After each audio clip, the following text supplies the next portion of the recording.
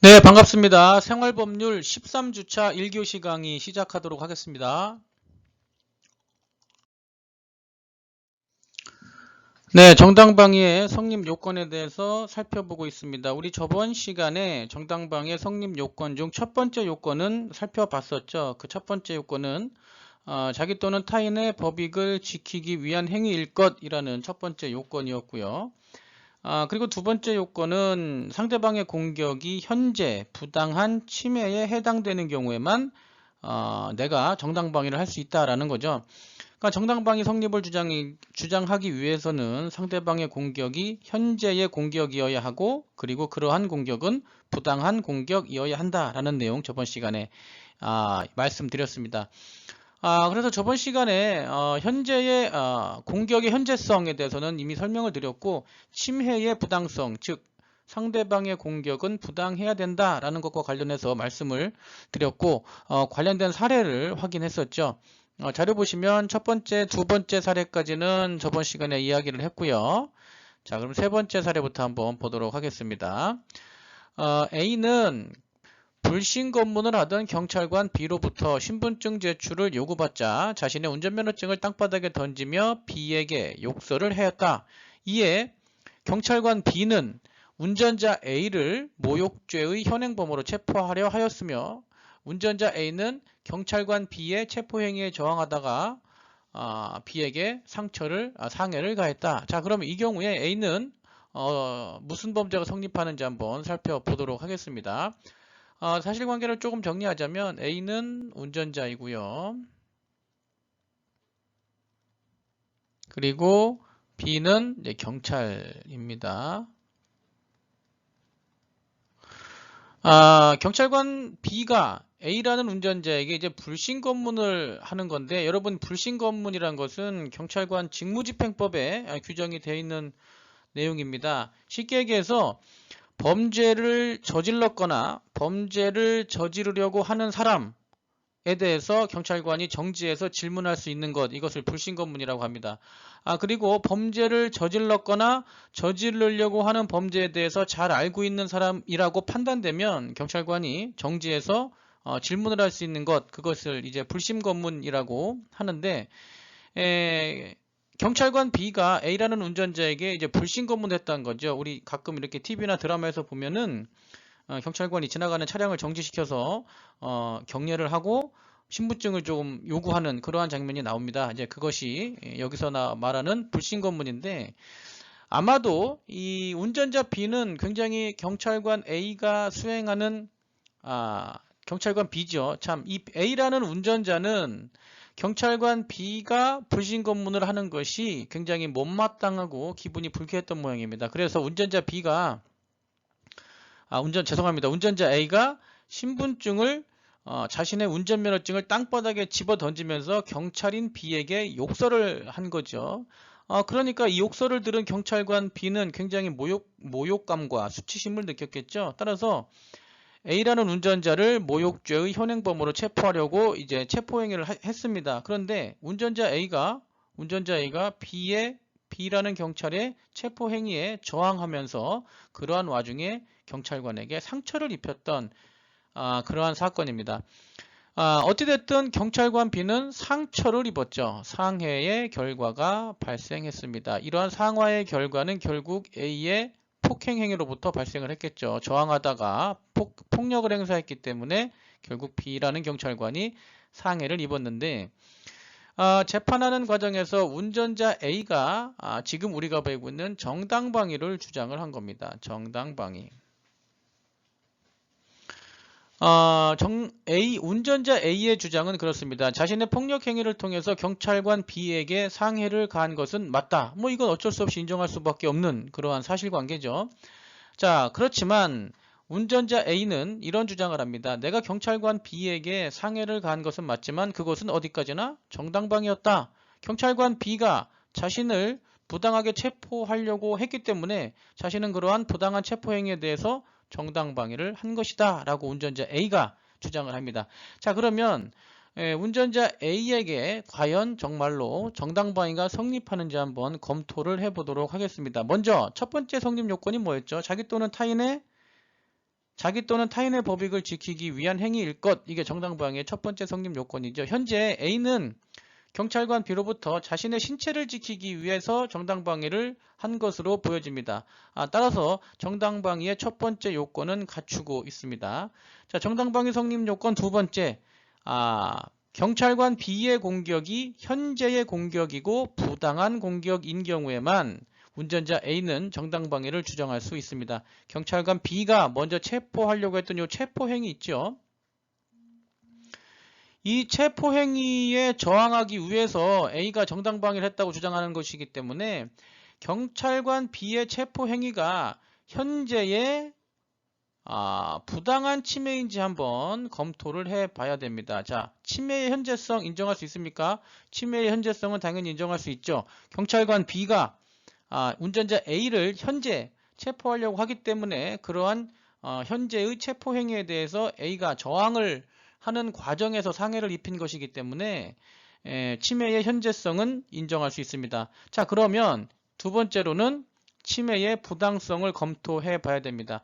경찰관 B가 A라는 운전자를 현행범으로 체포한다고 고지한 후에 현행범으로 체포하는 이 체포행위가 과연 부당한 공격이냐를 봐야 된다라는 거죠. 이 사건에서 이게 가장 핵심이 됩니다. B라는 경찰이 A라는 운전자를 체포하려는 행위가 부당한 공격인지 적법한 공무집행인지를 판단해 볼 필요가 있다라는 얘기죠. 자, 여기서부터 조금 이제 다른 이 현행범에 대한, 여기 보이죠? 현행범에 대한 지식이 약간은 필요한데요. 여러분, 경찰이 누군가를 현행범으로 체포하기 위해서는 요건을 갖추어야 됩니다. 여러분, 이 현행범 체포는 범죄를 현재 저지르고 있는 사람에 대해서 영장 없이 경찰이나 일반인이 체포할 수 있는 것을 우리가 현행범 체포라고 합니다. 우리 영화나 드라마에서 보면 뭐 소매치기야 라고 바라보면 이제 누군가 일반 시민이 그 소매치기를 잡기 위해서 따라가서 그 소매치기를 체포하는 장면 여러 번 나오죠. 자, 그러한 것이 왜 가능하냐면 누군가를 체포하기 위해서는 반드시 영장이라는 것이 필요합니다. 그렇지만 현행범을 체포하는 경우에는 영장이 필요 없습니다. 이게 영장주의의 예외라고 볼 수 있죠. 이 B라는 경찰관 입장에서는 A가 욕설을 한 것은 맞죠. 욕설을 한 것은 맞습니다. 욕설을 한 것은 맞기 때문에 모욕죄를 저질렀다고 볼 수도 있습니다. 운전자 A가 경찰관 B에게 욕설을 했기 때문에 모욕죄를 저질렀다고 볼 수는 있습니다. 자, 그럼 두 번째, 과연 모욕죄의 현행범으로 체포를 할 수 있겠느냐? 누가? 경찰관 B가 모욕죄의 현행범으로 체포를 할 수 있겠느냐가 관건이 됩니다. 자, 그러면 모욕죄로 현행범으로 체포하기 위해서는 첫 번째, 범죄를 현재 저지르고 있거나 막 저지른 직후 이 상태에 있는 사람들에 대해서만 현행범 체포가 가능하고요. 두 번째, 범죄가 명확해야 됩니다. 범죄를 저질렀다는 사실이 명확해야 되고요. 세 번째, 도망이나 증거인멸의 우려가 있는 경우에만 현행범으로 체포할 수 있습니다. 이 세 가지 요건을 모두 갖춘 경우에만 현행범으로 체포할 수 있습니다. 여러분, 조금 전에 말씀드렸듯이 현행범 체포는 영장이 없이 예외적으로 체포가 가능한 내용이라서 무한대로 이러한 것을 허용한다면 영장주의 자체가 흔들릴 수 있다라는 얘기죠. 완전히 형해화될 수 있기 때문에 영장주의의 예외로서 현행범 체포가 가능한 경우는 조금 전에 말씀드린 이 세 가지 요건을 모두 갖춘 경우에만 현행범으로 체포할 수 있습니다. 자, 그러면 이 세 가지 요건을 이 사례에 한번 적용시켜 보겠습니다. 자, 현재 A라는 운전자가 B라는 경찰에 대해서 욕설을 했습니다. 모욕적인 발언을 했죠. 그러면 이 범죄가 현재 진행되고 있다든지 범죄가 막 종료된 침해의 현재성, 범죄의 현재성을 인정할 수 있습니다. 모욕죄, 현행범 체포 요건 첫 번째 요건 갖췄고요. 두 번째, 공무집행 중인 경찰에게 욕설을 했기 때문에 모욕죄를 저질렀다라는 것이 명확합니다. 비교적 명확해 보이기 때문에 현행범 체포를 위한 두 번째 요건도 갖추고 있습니다. 자, 세 번째, 경찰관 B가 A를 모욕죄의 현행범으로 체포하기 위해서는 이 운전자 A가 도망이나 도주의 우려가 있어야 됩니다. 그런데 여기서 바로 문제가 되죠. 자, 지금 A라는 운전자는 비록 욕설은 했지만 자신의 운전면허증을 누구한테 던졌습니까? 경찰관 B에게 던졌죠. 현재 경찰관 B가 운전면허증을 갖고 있는 상황이다 보니까 도망이나 도주의 우려가 있다고 보기는 어렵습니다. 그리고 두 번째로는 설사 A가 도망이나 도주를 했다 하더라도 신분증을 현재 B가 갖고 있는 상황이기 때문에 나중에 추적해서 얼마든지 영장을 받아서 체포할 수 있는 시간적인 여유도 있었다라는 얘기죠. 이해되시죠? 자, 그래서 결국에는 경찰관 B가 A라는 운전자를 모욕죄의 현행범으로 체포하겠다고 고지는 했지만 이 상황은 운전자 A를 현행범으로 체포할 수 있는 조건을 갖추지 못했습니다. 자, 조건을 갖추지 못한 상태임에도 불구하고 경찰관 B가 A라는 운전자를 현행범으로 체포하겠다라고 하면서 체포하려고 하는 행위는 당연히 법에서 정해진 요건을 위반한, 법에서 정해진 요건을 갖추지 못한 공무집행이므로 적법한 침해라고 볼 수 없고 바로 부당한 침해라고 볼 수 있습니다. 결론적으로 말씀을 드리면 경찰관 B가 운전자 A를 모욕죄의 현행범으로 체포한다고 하면서 체포하려고 했던 그 행위는 적법한 행위가 아니고 불법적인 체포 행위이었다라는 얘기죠. 왜? 현행범 체포 요건을 갖추지 못했음에도 불구하고 현행범으로 체포하려고 했기 때문에 B의 공무집행은 불법적인 공무집행이고 따라서 부당한 공격으로 볼 수 있습니다. B라는 경찰의 공격이 부당한 공격이고 따라서 부당한 공격에 대해서 상대방은 정당방위 가능합니다. 정당방위가 가능합니다. 그래서 우리 판례도 이 사건에 대해서 정당방위를 인정했습니다. 이 운전자 A가 비록 경찰관 B를 다치게 한 것은 맞지만 그것은 경찰관 B가 요건을 갖추지 못한 현행범 체포행위를 불법적으로 공무집행하다 보니까 거기에 대한 정당방위로서 얼마든지 인정될 수 있다라는 것이 우리 법원의 판례입니다. 자, 그리고 네 번째 사례 하나 더 보도록 하겠습니다. A는 B가 먼저 자신의 뺨을 때리자 이에 대항하여 B를 공격하였고 결국 싸움이 된 경우 이 경우 과연 정당방위가 성립하는지 한번 보겠습니다. 자, 여기다가 한번 써보겠습니다. A하고 B가 있는데 누가 먼저 때렸죠? B가 먼저 때렸습니다. B가 A를 먼저 공격하고 그 다음에 이제 A가 다시 공격을 하다가 싸움이 된 경우에 이제 싸움이 되다 보니까 이제 둘이 폭력행위 등으로 입건이 돼서 이제 조사를 받겠죠. 그런데 A라는 사람은 이렇게 주장을 합니다. B가 먼저 공격을 했다라는 얘기죠. 그리고 자신은 B가 자신을 먼저 공격했기 때문에 나는 B의 공격 이후에 내가 공격을 했다. 그래서 정당방위다 이렇게 주장을 한 겁니다. 공격을 누가 먼저 했다? A 입장에서는 B가 먼저 공격을 했기 때문에 내가 그 이후에 반격을 가한 것은 어디까지나 정당방위다 라고 주장을 했습니다. 자, 그런데 여러분 이 경우에는 정당방위가 성립하지 않습니다. 일단 여기 보시면 싸움으로 간 경우에 여러분 싸움이란 것은 양 당사자가 결국 공격과 방어가 지속적으로 반복되는 행위가 바로 싸움이죠. 방어 행위도 있지만 공격 행위도 분명히 있는 것이 싸움입니다. 따라서 싸움 같은 경우에는 원칙적으로 정당방위가 성립하지 않습니다. 아무리 상대방이 먼저 자신을 때렸다 하더라도 그러한 공격을 빌미로 결국에는 치고받고 싸움으로 번진 경우에는 일반 원칙적으로 정당방위가 성립하지 않는다라는 것이 우리 법원의 판단입니다. 참고로 기억해 두시기 바라고요.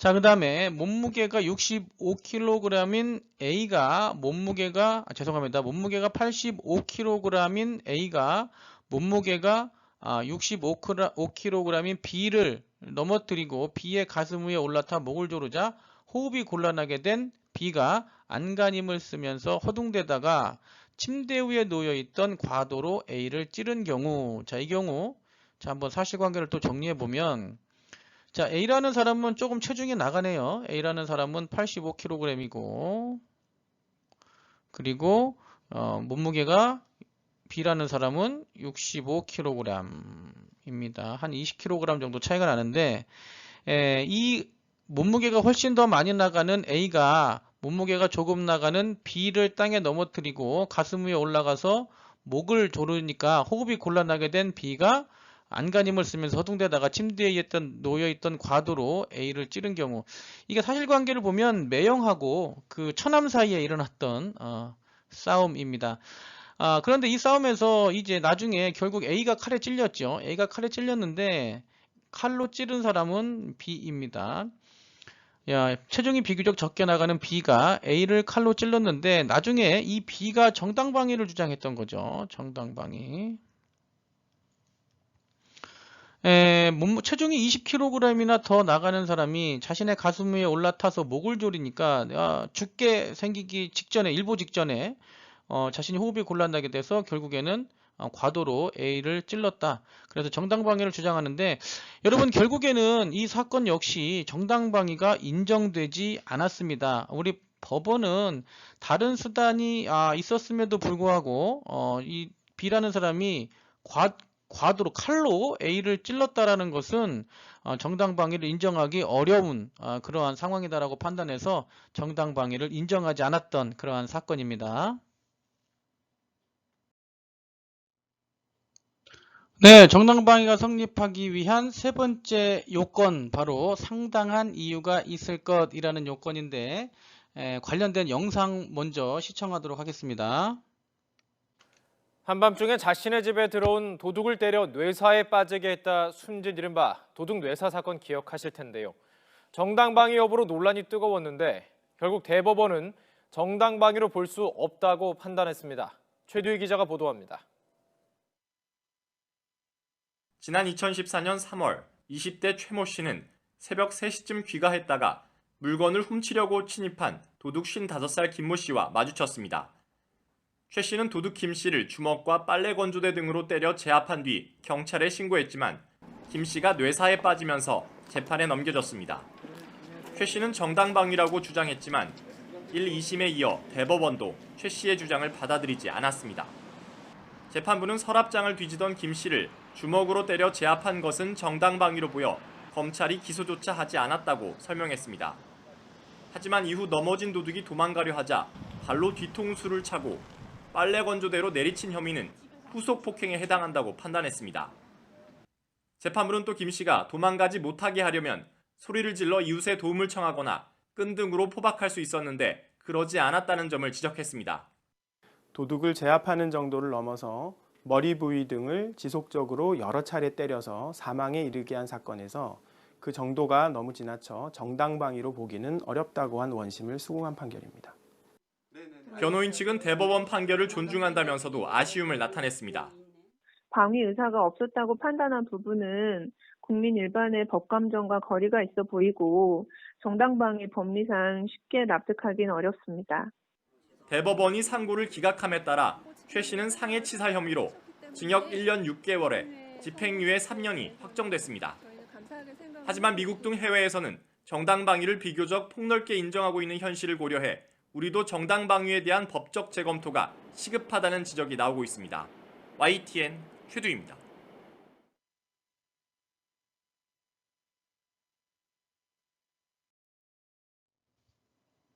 네, 조금 전에 보신 영상은 강원도 원주에서 실제 일어났던 사건이지요. 20대 청년이 자신의 집에 침입한 도둑을 방어하는 과정에서 도둑에게 이제 폭력을 행사했던 그러한 사건입니다. 그런데 이제 과도하게 폭력을 행사하다 보니까 도둑이 뇌세 상태에 빠졌고 이 젊은 청년이 결국에는 검찰에 의해서 기소가 됐는데 정당방위를 인정받지 못해서 유죄로 판결을 받았던 그러한 사건입니다. 참고로 기억해 두시기 바랍니다.